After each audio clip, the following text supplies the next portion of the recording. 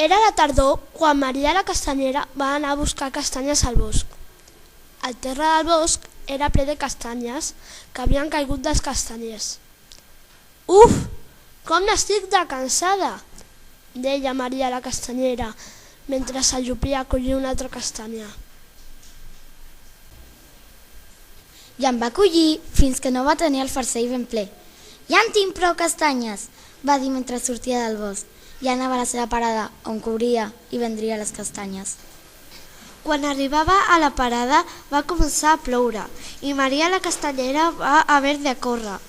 Quina va ser la seva sorpresa quan arribà a l'aixopluc de la parada? Va veure que a les castanyes els havia sortit ratlles. No havia estat recollint castanyes, eren cargols.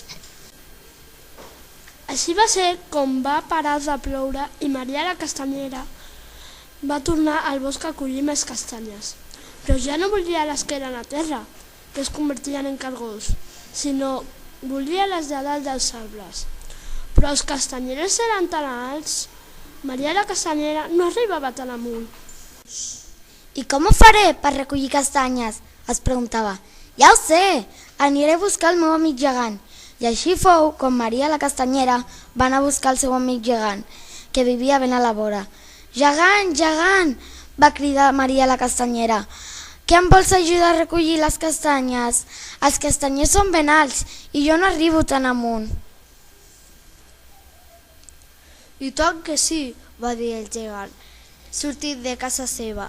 Es va apropar a un castanyer i va començar a segellar-ne les branques, fent caure totes les castanyes, mentre Maria la castanyera les recollia ben fàcilment.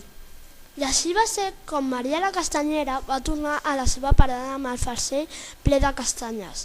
Les va començar a coure i a cridar: «Castanyes! Castanyes ben fresques, acabades de collir del bosc! Mengeu-ne, que són ben bones!» I la gent s'apropava a la parada de Maria la castanyera a comprar castanyes, que, efectivament, eren molt, molt bones.